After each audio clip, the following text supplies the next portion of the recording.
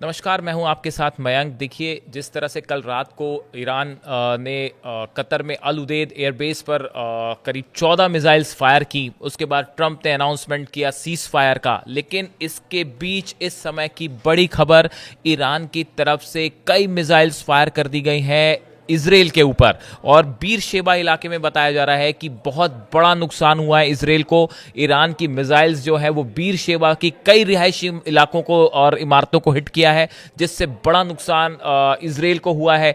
कई बिल्डिंग्स जो है वो तबाह हो गई हैं, मलबे में बदल गई हैं, और बताया जा रहा है कि ईरान ने बैलिस्टिक मिसाइल से ये हमला किया। जिसके बाद अब ये सवाल उठने लगे हैं कि क्या ट्रंप के सीज फायर का क्या होगा। कुछ इस तरह के भी सवाल सामने आने लगे हैं, और इस सीज फायर पे ही सवाल या निशान उठ गए। और उसके बाद यह बताया जा रहा है कि ईरान के हमले के बाद इजराइल ने भी फिर पलटवार किया है, और इजराइल की तरफ से भी एयर स्ट्राइक की गई है ईरान पर।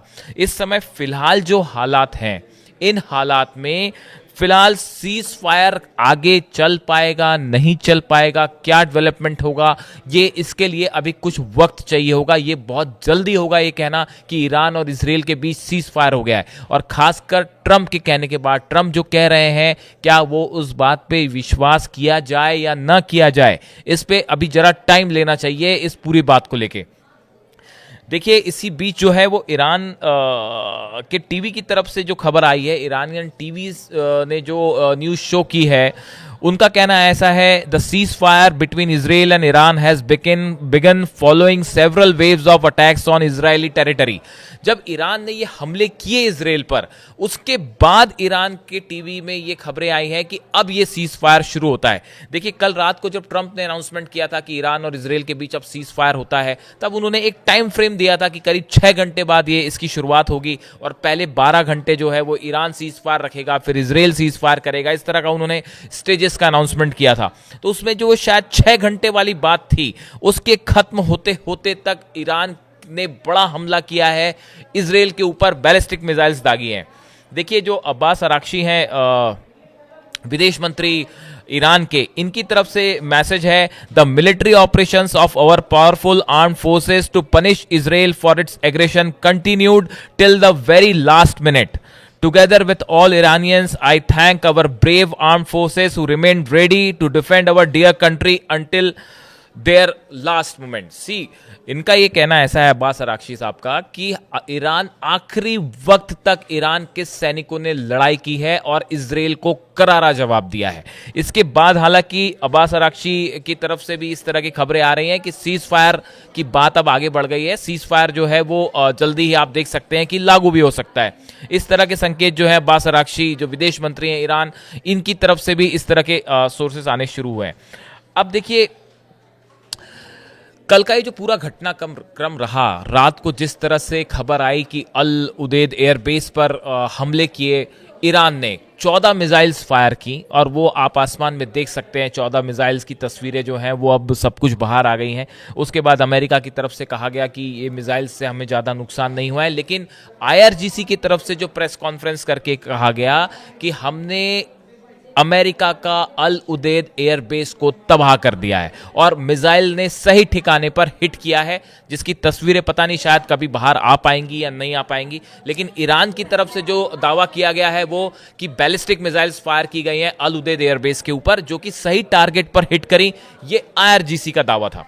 देखिए, उसके बाद जब ये हिट हुआ, उस समय ट्रंप ने एक इमरजेंसी बैठक बुलाई, और उस बैठक में ये तय हुआ कि अमेरिका इसको रिस्पॉन्ड नहीं करेगा। देखिए, अभी जो हालात हैं, इस तरह से जिस तरह से ईरान ने हमला किया अल उदेद एयरबेस पर, उसके बाद ईरान ने कई बातें साबित कर दी। पहली बात, जो इनके सुप्रीम लीडर है अली खामेनी साहब, उनकी तरफ से कहा गया था कि किसी कीमत पर ईरान सरेंडर नहीं करेगा, और देखिए वही हुआ। ईरान बिल्कुल सरेंडर वाले मोड में नहीं आया। तमाम दबाव के बावजूद, अमेरिका का दबाव, इजराइल की तरफ से दबाव, पूरे कई यूरोपियन कंट्रीज की तरफ से दबाव, लेकिन ईरान अकेला डटा रहा। दूसरी बड़ी बात, ईरान ने ये बात साबित कर दी है कि अकेले इजराइल ईरान का मुकाबला नहीं कर सकता। अगर सिर्फ जंग ईरान और इजराइल के बीच है तो उस पर ईरान भारी पड़ा है। जबरदस्त तबाही इजराइल में मची है, जैसा पहले कभी इसराइल के साथ नहीं हुआ, शायद इसराइल ने इसकी कल्पना भी नहीं की थी, नेतन्याहू ने कल्पना नहीं की थी कि तेल अवीव, हाइफा, अशदोद सब शहरों में एक साथ मिसाइल से बड़े हमले हुए हैं, बैलिस्टिक मिसाइल से, जो कि डिफेंस सिस्टम आयरन डोम हो या एरो 3 हो, थार्ड हो, इसे रोकने में बुरी तरह से फेल हुए। ईरान ने साबित कर दिया कि इजराइल पर ईरान भारी है। तीसरी बड़ी बात है कि देखिए अमेरिका पावरफुल देश है, उसने हमले किए जिस तरह से B-2 बॉम्बर्स से न्यूक्लियर साइट्स को निशाना बनाया गया। उसके बाद इस जंग में एक निर्णायक मोड़ आया, लेकिन ईरान उसके बाद भी न डरा न झुका। ईरान की तरफ से कहा गया कि भाई हम अमेरिका को भी जवाब देंगे, और देखिए वैसे ही हुआ। अमेरिका ने जितने बॉम्ब्स फायर किए थे उससे ज्यादा मिसाइल्स जो हैं, बैलिस्टिक मिसाइल्स, वो अल उदेद एयरबेस पर फायर की गई हैं। देखिए ये कहा गया कि जितना आप एक बयान जो है नेशनल सिक्योरिटी काउंसिल जो है ईरान की है, इनकी तरफ से बयान जारी करते हुए कहा क्या कि जो तुम पर जिस तरह हमला करे तुम भी उस पर उसी तरह से हमला करो, मतलब टिट फॉर टैट। आपने हमारे न्यूक्लियर साइट्स पे जितने GBU-57 बॉम्ब्स गिराए, उससे ज्यादा मिसाइल्स, बैलिस्टिक मिसाइल्स हमने आपके एयरबेस पर मारी है, अल उदेद एयरबेस पर मारी है। खबरें तो ये भी थी कि इराक के एक एयरबेस पर भी जो है वो धमाका हुआ है, हालांकि उसकी अभी पुष्टि नहीं हो पाई है। देखिए जब ये रात को जैसी मिसाइल्स फायर हुई और IRGC की प्रेस कॉन्फ्रेंस हुई, उसमें बताया गया कि अल उदेद एयरबेस को हमने हिट कर दिया है, उसके बाद तेहरान में जबरदस्त जश्न की तस्वीरें सामने आने लगी। ईरान की सड़कों पर, तेहरान की सड़कों पर हजारों लोग जो है वो उतर पड़े, उनके हाथ में ईरान के झंडे थे, अल्लाहू अकबर के नारे लग रहे थे, ईरान की जीत हुई है उनकी तरफ से डिक्लेयर किया गया। लोग ये कह रहे थे कि इजराइल पर जो है वो अल्लाह का अजाब हुआ है, मतलब बहुत बड़ा क्षति पहुंचाई है हमने, नुकसान पहुंचाया है, और इससे बड़ी तबाही हुई है इजराइल में। तो देखिए ये जो जश्न की तस्वीरें हैं सोशल मीडिया में सब तरफ वायरल हैं।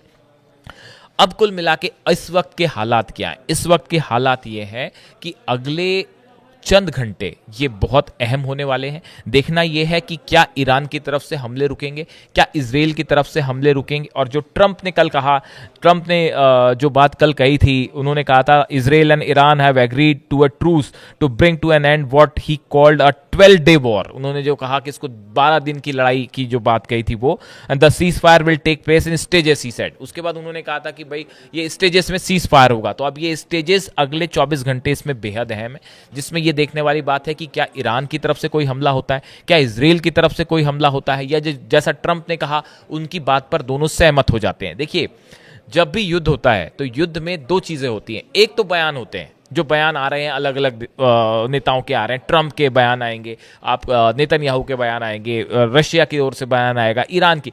लेकिन ग्राउंड पर क्या स्थिति है, सिचुएशन क्या है, इसको समझने के लिए वेट करना होगा। इसको देखना होगा कि आने वाले कुछ घंटों में क्या इजराइल की तरफ से कोई हमला होता है या ईरान की तरफ से हमला, या फिर ये बात वाकई सीज फायर की तरफ आगे बढ़ रही है, या एक बार फिर ट्रंप का दावा जो है वो हवाई साबित होने वाला है।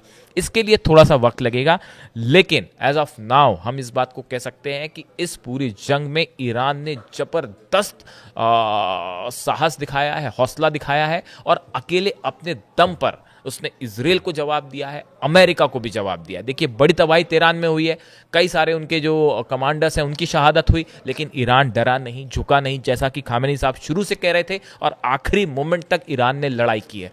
तो अब आगे इसमें क्या होता है, हम अगले कुछ चंद घंटों में ही क्या डेवलपमेंट होता है, जल्दी हम नेक्स्ट वीडियो में आपको बताएंगे। Thank you so much.